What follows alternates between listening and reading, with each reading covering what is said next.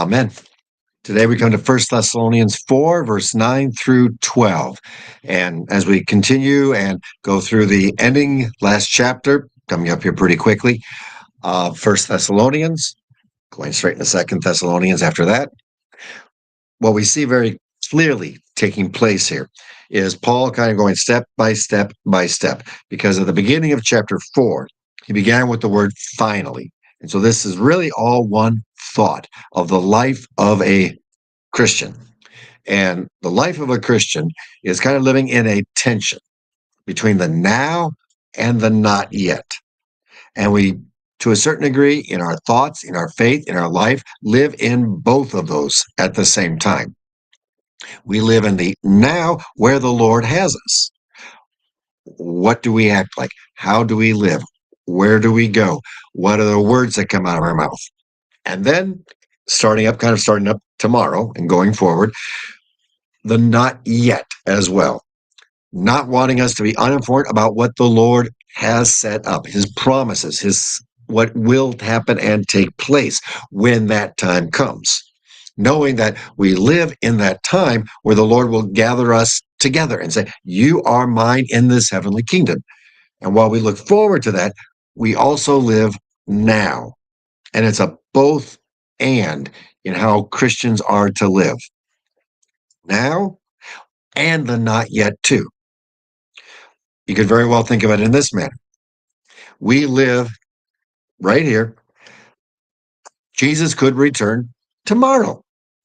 Jesus could return in 1,000 years. We don't know. And so we live in a tension between the two, between living, I may be here for another 50 years as the Lord decides it. Tomorrow, the Lord could be here. And we live in that tension between the two, the now and the not yet, the very soon, the long that could happen.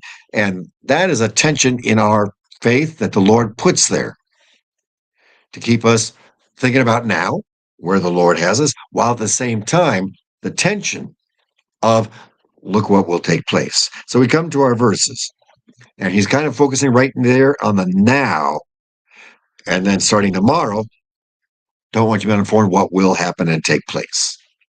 But now, concerning brotherly love, you have no need for anyone to write to you, for you yourselves have been taught by God to love one another. And here he's talking to the Thessalonians. He's talking about this brotherly love. Now, the brotherly love that he's especially is that the brotherly love is the love that has each other's back. The brotherly love is that you see somebody, you see a brother in need, you see a brother hurting, and you're going to be there. You're going to watch over them. It is not, brotherly love is not, no, brotherly love looks and says, are you okay? Are you hurting? And there is a big difference between sometimes how we communicate, which would be like, how's your day going? Wonderful. How's your day going?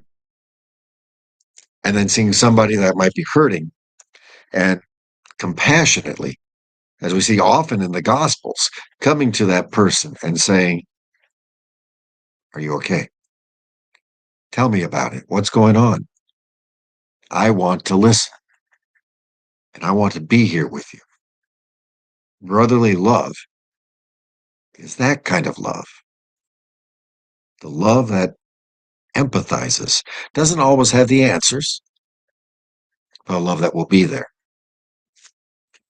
You've been taught how to love one another. For that indeed, as Paul continues, is what you are doing to all the brothers throughout Macedonia. Macedonia is not a city, it's an area. So throughout that whole area, you are showing your care and your compassion. Sometimes it might be in a physical manner. Sometimes it might be sitting with someone in the muck and the mire. A ministry of presence is a great ministry, being there with them. So you have been doing this, but always got to be an addition. We urge you, brothers, to do this more and more. More and more be there for one another. More and more go forward in this manner.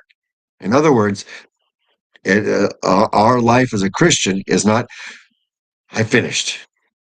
Our life as a Christian is, okay, the Lord has brought me here. What is the next the Lord has set before us? And as we live wherever the Lord has put us, aspire to live quietly, mind your own affairs, to work with your hands as we instructed you. In other words, our goal is not to go forward and blow everything up. That kind of happened a lot of times with Paul. We know that. But as he went forward, it was not his intention to go in and make the explosions happen. It was not Paul's intention to go forward and be almost stoned to death. It was Paul's intention to live, to share, and to give peace, to give the peace that he had that passes all understanding. Mind your own affairs. Does not mean don't tell the gospel, but it does mean not meddling in the midst of other things that are going on. Don't become a busybody, Paul uses in other terms. So that you may walk properly before outsiders, be dependent on no one. So that walk, all of this so that you can walk respectably amongst those that do not believe. And then our life opens the door to sharing the peace. Why do you have quietness? Why do you have peace? And the thing with being a Christian is sometimes, as we've been a Christian for a long time, we don't recognize the peace that we have because we've had it. But when we live it, other people recognize and they say, you've got something I don't. Tell me about it. And when we're able to share and we're able to hear those things, praise be to the Lord, it really reinforces our faith. Sharing the faith lifts our faith up incredibly as we live in love for the people that are around us. And that